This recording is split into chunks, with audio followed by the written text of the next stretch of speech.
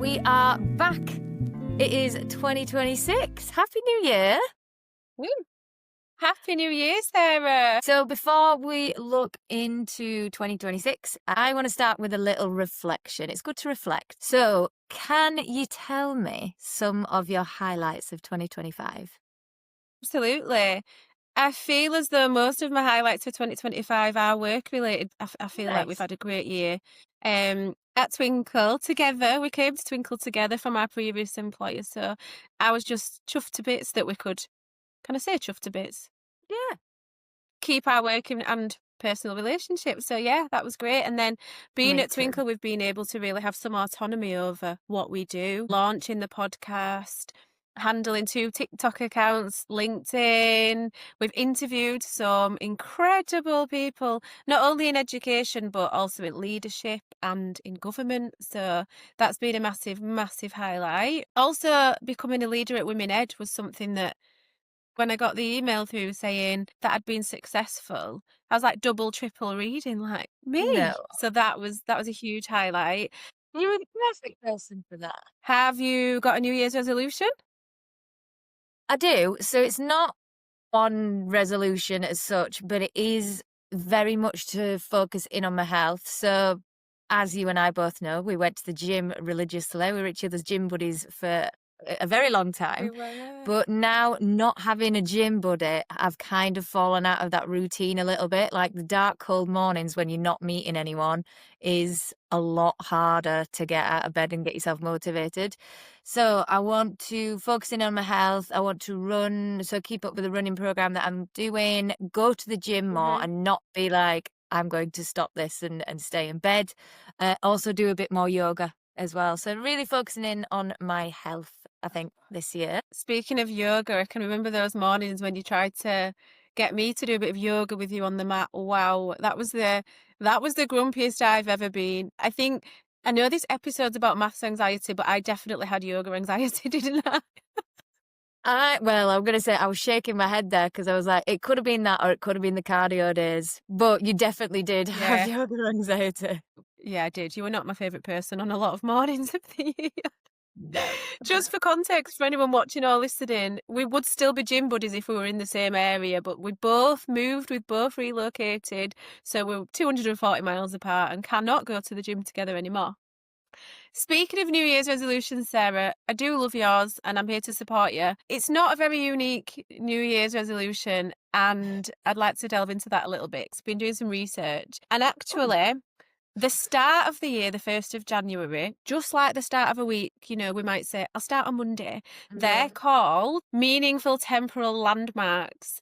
And psychologically, we as humans associate the start of something, such as the year, with motivation and distancing ourselves from problems that held us back. Yeah. So some recent psychological studies have found that when people start something on a Monday or the 1st of January, they're 30% more likely to stick to it. Oh, okay. That is really interesting. So we've had a little chat about the new year and our resolutions, but let's have a little talk about the topic of the episode today, maths anxiety. It is something that I have definitely suffered with. Even talking about it's got you anxious. I know. The heightened emotions. I'm like, what if I get something wrong? No, I've definitely felt maths anxiety before. We, in our previous roles, the senior leadership team were all from a maths background, and any time that I would go and present, I would double, triple, quadruple check those figures. And even though I knew that they were right, the minute that I walked into that room, all my maths and understanding went completely out the window. If you'd have asked me 1, add 4, I'd have been like, no idea, cannot do that. And I don't know why, because it's not that I can't do it. It was just the pressure of the situation. Have you ever experienced anything about maths anxiety?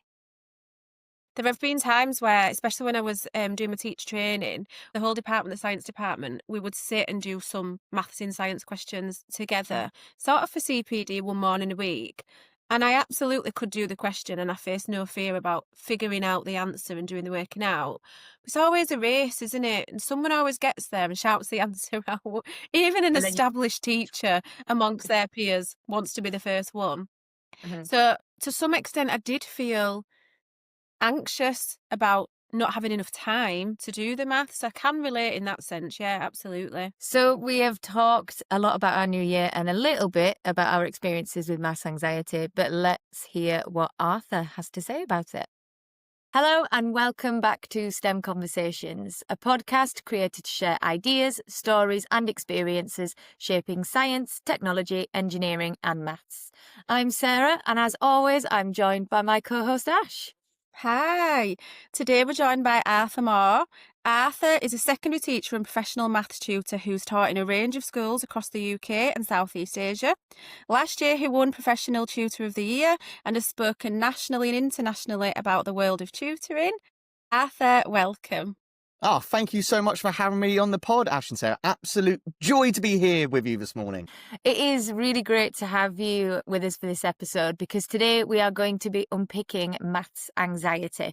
We're going to look at what it is, how it shows up in everyday life. We'll also be picking Arthur's brain for some practical strategies to reduce maths anxiety and imagine what a future with greater maths confidence could look like. But what we like to do before we get into those big themes is find out what you've been working on recently and what's exciting you most in your career right now.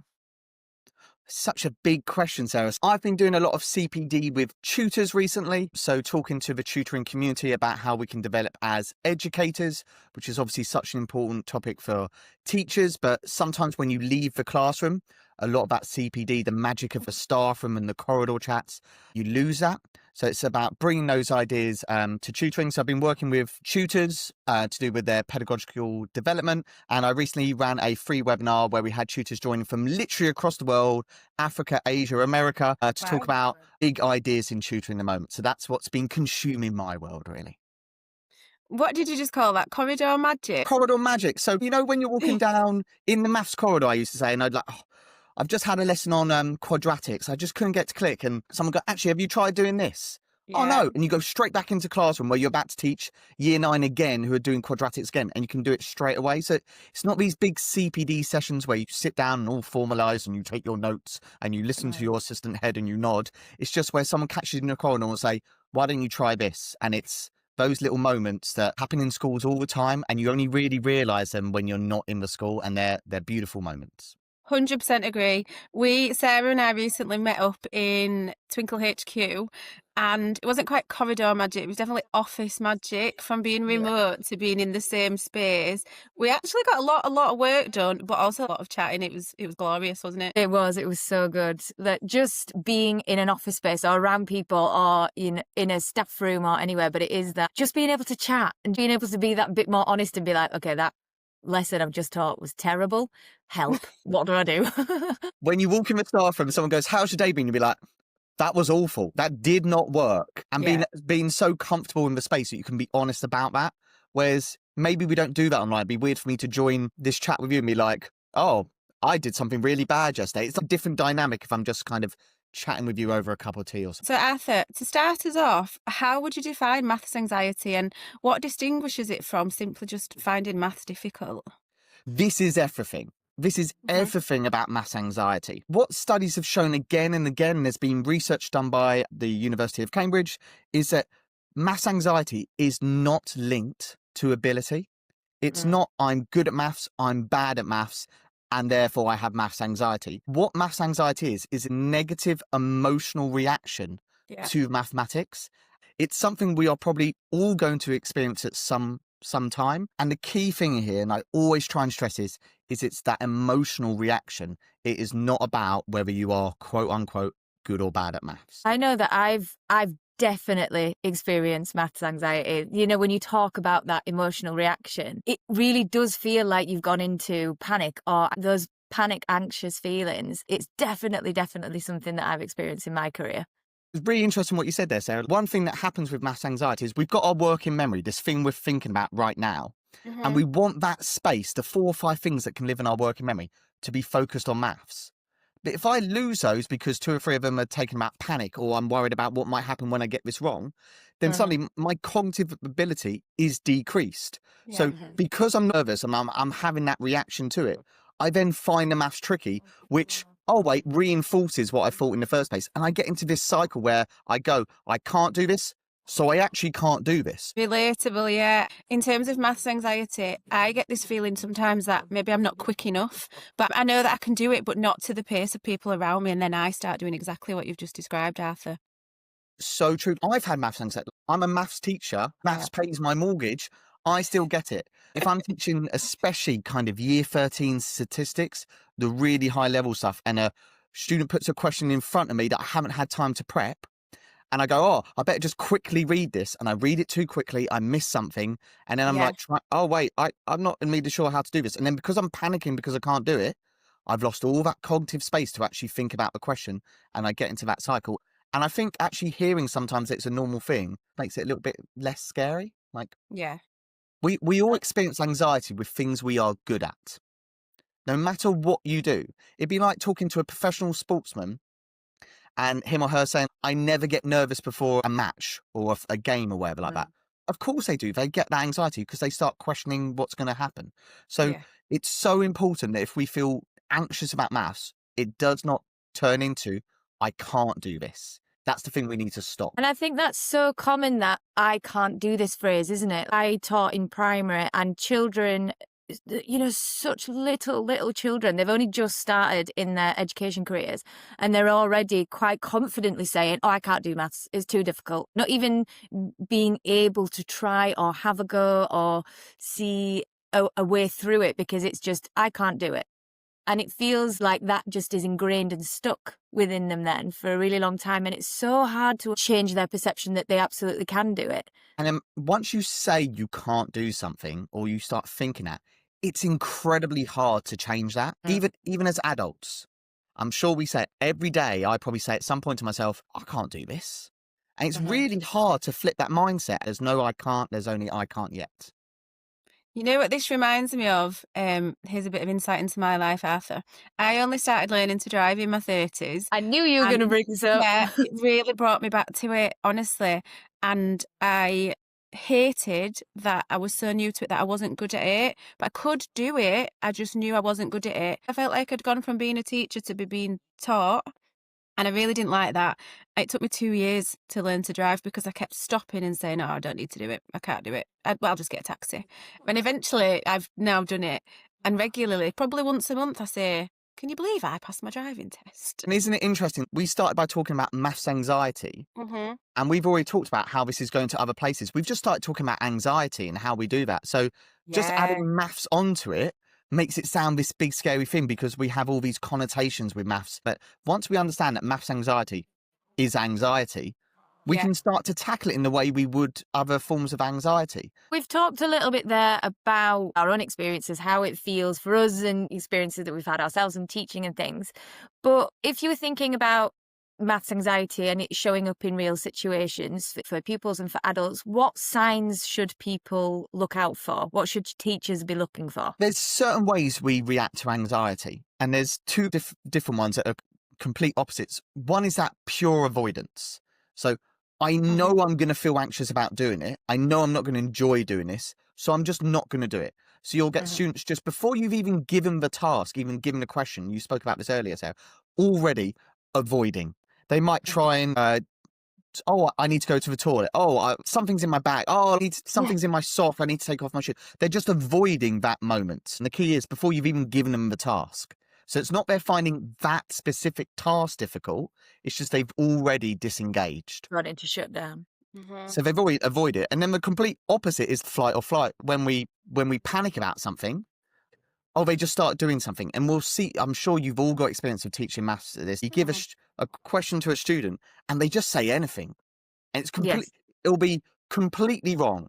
But they're just so scared about doing this thing that they just start saying anything. So you give a question, and the way I do it as a teacher is I still read every question when I give it to the student as they see it. And I try and time myself. And what you'll find is there's some students who will say, I can't do this, or they'll give you an answer before you have even finished reading the question. And I say to the students, how are you giving me an answer? Like, I do this every single day and I still haven't finished reading the question and you've already answered it. Like, it'd be like playing darts and going to the dartboard and going, oh, I'm not very good at darts. I'll just chuck the dart as hard. Sounds familiar. That is what I do. That is Yeah. what I do. Yeah, just chuck it. I got it wrong. Oh. What you should do is, if you know you're going to find this thing difficult, you should pay even more attention. Mm. So think about other areas where we find anxiety and how you tackle anxiety, and then try and look for that in your students. And the classic is either pure avoidance or just jump in and do anything and hope it's right. You've got me assessing my own character here. I'm sat here thinking about all the time, especially the dark one. I definitely do that. I definitely do do that. that in those situations. No, but we all do it all the time. So let's not think about maths anxiety as this thing that my students do in my maths class, and then they leave the maths class and they go, oh, well, that's my maths anxiety done. Some of us will have anxiety around maths. And do you know what? That's part of growing up. That's part of being human, isn't it? Imagine a world where none of us felt anxious about anything. It'd be really It'd be weird. quite dangerous. It would be. I'd quite like it. I don't know. We could put ourselves in quite risky situations if we didn't have a little bit of anxiousness, couldn't we? Exactly. These are all human emotions. But what we've got to think about is when these human emotions become attached to something like mathematics, Yeah. that we don't let those two things become one or the other. So I'm anxious about maths and I'm bad at maths. We don't want those two things to become the same thought process. Many people who appear confident or successful in maths still experience maths anxiety. How do we explain that disconnect between doing well in maths but still feeling anxious about it? Like with so many things that we do, we are all good at different things and we all feel anxiety when we do those things. I've done a few podcasts, I should say. If I take my own podcast and podcasts I've been on, I've probably done over 150 episodes of podcasts in different forms. And before I sit down and do the pod, I still go, right, let's calm down after, let's try and slow down, let's try and think about what's going on. There is a link that as we do something more, we get more used to doing it. We automate more of those processes so we don't get as anxious. Ash, you talked about driving earlier. Yeah. That first lesson is terrifying when you learn to drive. Like, Awful. don't crash, don't do anything. Whereas now when I don't sit down in my car and go, right, Arthur, don't crash today. I'm used to that situation. So it's about, as anything, see these situations for what they are and just be completely honest with yourself. And if you're feeling anxious, that's fine. Just acknowledge it. If you've ever gone for a job interview, you should be nervous. The nerves show that you care about this process. I say this to my son, who's 6 years old, all the time. He plays in a rock band at school, and every time before he performs, he goes, I'm nervous. And I go, brilliant. That's great news. I love the fact you're nervous because that shows me that you care and you want to do well.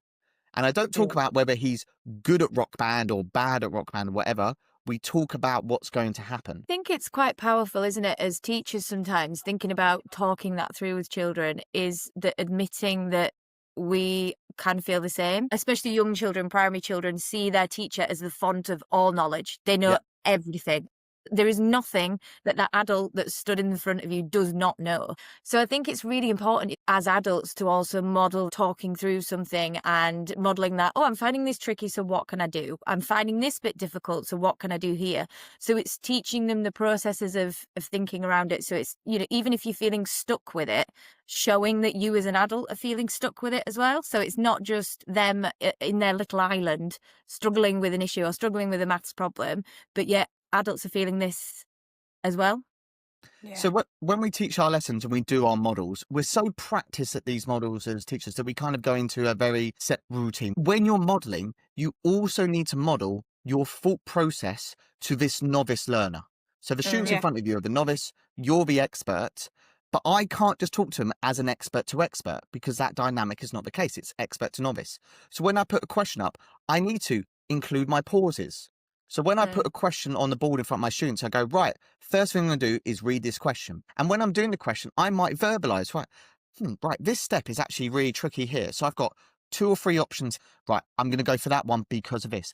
I'm verbalizing, I'm externalizing my thought process so my students can access that. And part of that is them being able to see that I'm taking steps to overcome these moments of anxiety. Even with these really simple questions that we deem simple, there will be moments where there is anxious. So I was actually doing some maths homework with my son this morning, and we were doing some stuff with edges, vertices, and faces, and we were finding triangular-based prisms difficult. I actually talked him through how I would do it, and that would be ticking off, writing down, making notes on the paper to show him that I don't just go, oh, It's easy. It's obviously this. Just why can't you do it? I think it can even be like that in the workplace. Sometimes if you're on a time constraint and you ask someone to help you, they'd just do it for you because Yeah. it'll take that amount of time. But actually, you'll then need them to help you every single time or do it every single time, which is not the quicker option. When you were learning to drive, Ash, it wouldn't have been a very good lesson if you sat down and be like, I'm finding reversing around a corner a bit tricky, and your instructor just going, I'll do it. I'd have loved it though. There we go, done. Done and dusted. Right, great lesson, Ash. Let's go home. That's not useful for anyone. But you would be struggling now you've got your driving license. You are going, don't crash, Ash. Don't crash. I still sort of do that sometimes, by the way, I'll be honest. Me too. So research points to several influences on maths anxiety, from things like school experiences or test pressures or attitudes of adults at some points. Which of these do you think has the strongest long-term impact? It's that idea of this test quite often, and this time pressure test. Yeah. So you've done some maths, right? We're going to do a 10, 20, half an hour test, and you will get a very clear mark. And unlike some other subjects where there's maybe a bit of ambiguity in the mark scheme and stuff like that, like if you get 46% on a maths test, you've probably got 46% of the stuff right. That's just kind of how maths works. We associate maths with this right or wrong and very clear hierarchical system in the classroom. It's very easy to compare yourself. I asked you to both write a creative piece of writing. To compare those to each other would be really tricky. Like, who knows what you'd write? And be really hard. Whereas if I gave you 10 maths questions and I said, Sarah, you got 3 out of 10, Ash, you got 8 out of 10. That's likely. The dynamic there is very clear to everyone, which maybe isn't true for other subject areas. So that's one issue that is with maths. And then the other thing, there's 3 things. So number 1 was about time pressure. This idea that maths is hard. As a society, we are ingrained to think that maths is difficult. Yeah. You'll often see it with your celebrities on the TV, radio, socials, ever. They'll go like, oh, I can't do maths. I'm not very good at maths. We see that all the time. But you very rarely get a celebrity speak out and go, do you know what? Reading, awful at it. And everyone laughs and goes, oh, me too. I can't write my name either. That you just don't see that. Whereas we see that society tells us that maths is incredibly hard. Yeah. And then there's also specific areas. So even though maths anxiety can kind of affect everyone, it's more likely, we don't really know to what extent, but more likely to kind of affect girls and women. Mm-hmm. And part of that is what we just spoke about with this society aspect of maths, like is dominated by typically the white male doing all this stuff. And maths isn't for you. Whereas typically, if you look at the stats now, there's way more girls and women. Take science, for example. There was an IGCSE exam a few years ago in science. There was not a single female mentioned in that science paper at any level. There was no examples with a female. There was no female scientists put in there. So that's telling us that this stuff with all this maths behind it isn't for a certain group of people. Maybe my mum or dad or parent or someone I've seen on TV has told me that it's only for those kind of geeks at university. They go and do the maths, like we don't need to do that. And then I go to maths and I get my test score back, and all these things kind of reaffirm what I already think about maths. We all have a responsibility to overcome this. We have a responsibility as teachers, as parents, as aunts, as uncles, as grandparents, as people doing a podcast, as people walking down the street. Like, we all have a responsibility to challenge these perceptions about mathematics. You're saying there about traditionally, if someone was really good at maths, we'd sort of think they were a bit of a geek.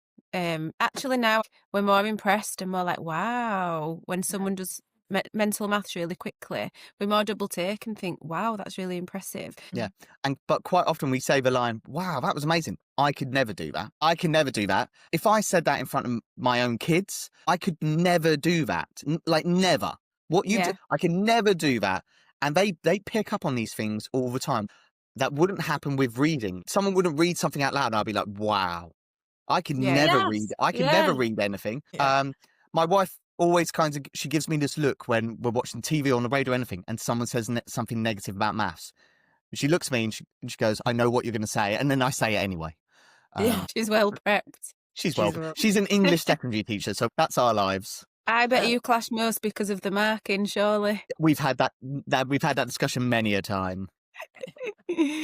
I feel a little bit there, Arthur, like you've already touched on a lot of the next question, but you might want to sort of add to it. I was going to ask about gender stereotypes and cultural messages shaping the confidence that we might feel about maths. We're telling students, we're telling our young people that their success has been predetermined by who they are. Yeah. So we're saying because you are male, female, from whatever part of the world, whatever nationality, age group, we're saying that you will be good or bad at something because of stuff that's outside of your control. And we need to challenge that. We need to challenge when we hear that. But we also need to put role models in front of our students who challenge those stories anyway. So many stories we could put in front of them. Secondary students, I just say go and watch Hidden Figures. Just go and watch Hidden Figures. Amazing film. And it tackles all those stereotypes. We need to have stories about Katherine Johnson. Yeah. We need to have stories about Ada Lovelace. These are phenomenal mathematicians, and they challenge our preconception of who will be good or bad at maths. It's the same as in science, isn't it? It's all about that idea of representation. Children, if they can't see themselves within it, if they can't see themselves as a mathematician, if they can't see themselves as a scientist, then they're much less likely to want to pursue that in a later career.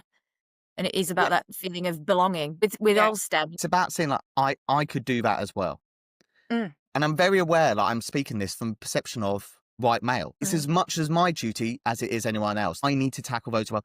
And I also need to be aware that I didn't have to overcome those barriers. I didn't grow up with saying, oh, you're a boy, you won't be very good at maths. But I need to be aware of that. I need to be aware of my own kind of unconscious bias. Yeah. You're an ally, though. You're an ally. Exactly. Like, what are we all here for? We're all here to help our students. And we talk about students and we don't talk about who they are. We just talk about our students who we want to help develop as human beings. And in my case, as mathematicians. Yeah. So I need to show them that their pathway is not being blocked by these barriers that we put in the way as a society. We've had a big deep dive there into maths anxiety and how it can present and the factors around it. So let's look at some strategies or interventions that you've seen or you've used in the classroom that genuinely help people build confidence and reduce maths anxiety. The first thing I think always is to acknowledge what is going on and to challenge it. So when a student says, I can't do this, why?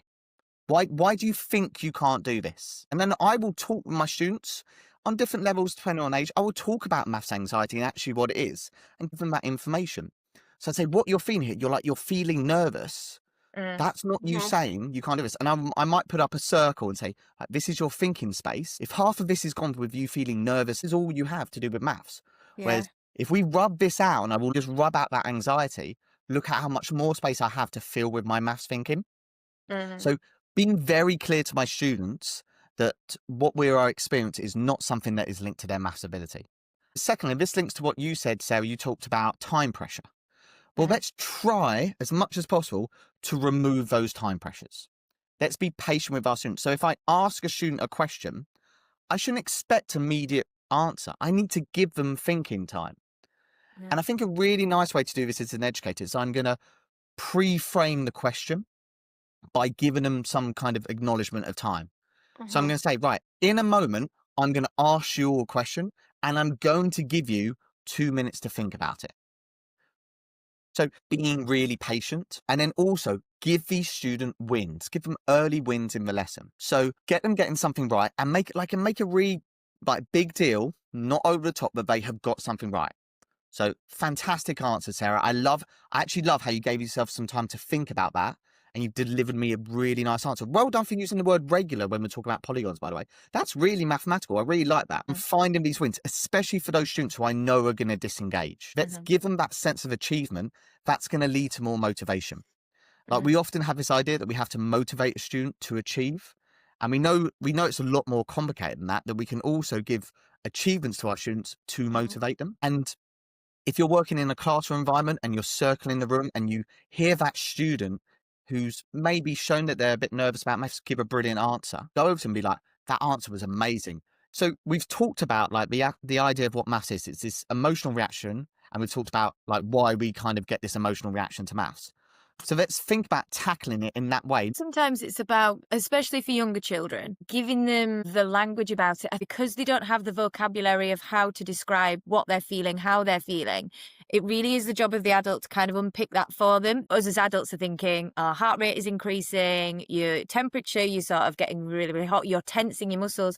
But children can't verbalize that. It's really about teachers giving children that vocabulary that I understand how you're feeling. And it's about doing that thinking for them because, like you said, they're in fight or flight. They're already anxious about maths. They don't know how they're feeling. They know they're feeling bad, but they don't know why or how or what to say. And I think, especially for primary teachers, it's about giving them the voice and the language and the vocabulary to talk around how they're feeling. And then you can tackle that. Okay, so you're feeling a little bit nervous, and I think it might be because of this. Let's try this. Yeah, it's about acknowledgement. So we acknowledge, we're not saying the feeling is wrong. We're just saying, actually, this feeling you're feeling, maybe it's this. Yeah. Like, and we, as you said, we're giving them that vocabulary, we're giving them that thought process. But what we don't ever say is we don't say, yeah, this question's a bit hard, isn't it? Let's leave that question. We're going to step back. We're going to do another question, and then we're going to come back to this difficult one because I know you can do it. Maybe I need to support you a bit more. Maybe I need to come about this in a different way. This reminds me of, I've been watching some game shows with my nana and granddad recently, the 1% Club, for example. I do like them. It's pretty good, but when a maths question comes on, you get 1 minute on these game shows. And I think that's probably why a lot of adults and parents still say, I can't do it, because they've got 1 minute, the tiniest amount of time to solve a maths problem. So they just don't bother. You just think, don't you? Oh, I've not got time. We always say to my granddad, oh, you do this one. And we don't even think about it. Yeah. And again, we associate that like quick answer question with kind of math stuff, don't we? Like, it'd be really weird if I said, I want to write a kind of a full, like, what does this poem mean? What was the author's intention? Right, 30 seconds. Like, we don't do it as much in other subjects. So maths has this association with quick fire. And part of that is when we start first teaching maths, and I would argue we teach numeracy, it is quick fire. That kind of that automatic answers of times tables is the classic, isn't it? We carry that through to difficult level maths. I was doing some year 13 maths yesterday, and we spent 25 minutes on one question, and that's fine. That's utterly fine. I've got no problem with that. But the student was still trying to rush like it was 7 times 2. I think the answer is this. I'm like, this is a 9-mark question at A-level standard. I don't think the answer is one line of working. The other thing I would say is we have this idea that maths is hard. Students say it all the time, I can't do maths. It's too hard. It's too difficult. And rather than say, oh, maths isn't hard, like I go, yeah, do you know what? Maths is hard because we're trying to solve problems. Maths is all about solving problems. If the problems were easy, then they wouldn't be problems. And I think that's really important. It's not to shy away from something being difficult. It's to acknowledge it's difficult and how that makes us feel. It's a very slight change of mindset I think is really powerful for us as educators and also for our students. So looking to the future, what would a society with a significant reduced maths anxiety look like? And what sort of shifts do you think would help us to get there? So this is like a massive, I feel like I'm on Radio 4 the Today programme now. Of like this You are. hypothetical world. Maths is so ingrained in everything we do. If you really take a moment to think about what you do in a day, almost all of it is maths related. Even what we're doing here, the background, the systems we're using here, there's loads of maths. Maths is numeracy. It's not just about adding numbers. If you've just listened to this pod, throughout the rest of the day, just count the amount of times you do different bits of mathematics. And some statistics, some geometry. You'll be doing it all the time. So what if we could have this idea where students don't feel nervous about maths? What we're doing is we're just opening up so many different areas that they can go study. We've got students who want to be engineers, but don't want to go down that route because they don't think engineering is for them for the reasons we've discussed, or maths makes them too nervous, not about ability. Imagine if we had all these people going and solving these problems. So it's about opening doors. So the way I think about it is like, if we'll go back to our corridor, we've got the corridor of life. Our students leave school and they've got this corridor of life. And if they feel nervous about maths and they don't want to go down anything that's maths related, all these doors are locked. They can't even peek through them. They're just locked. So they have to go to these certain doors and do certain things that have been predetermined for them. Whereas if they acknowledge that maths isn't this scary thing, we've just unlocked a load of doors. And then they can go and take this little peek through and go, actually, I want to find out more about this. I'll go through it.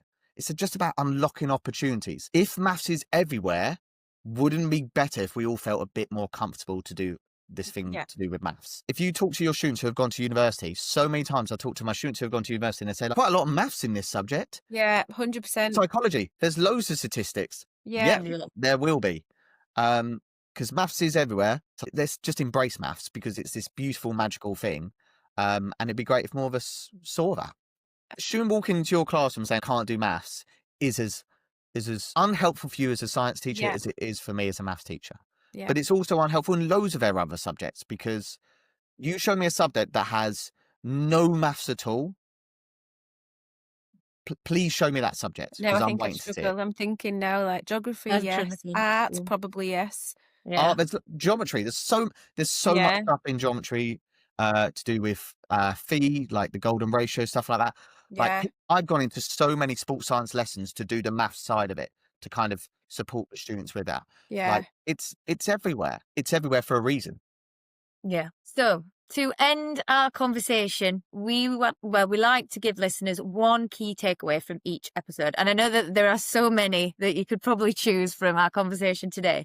But what's one idea, perspective, or piece of advice you'd like listeners to carry with them after this conversation? Always give your students more thinking time than you think they need. Give them that space where they can process their own thoughts, and tell them that you're going to give them that space. Create the space for them to walk into, and then they can do their own thinking. Try and restrict some of those pressures that we know cause anxiety. Yeah. Arthur, thank you so much for joining us on this episode. That's been my Yeah. absolute pleasure, Ash and Sarah. Thank you so much for having me. What a way to start a day, talking maths. This is what it's all about. Yeah. What a start to the morning. Yeah, buzzing. A big thank you to everyone that is listening as well. So don't forget to follow STEM Conversations wherever you get your podcasts, and join us next time for more stories and ideas shaping science, technology, engineering, and maths.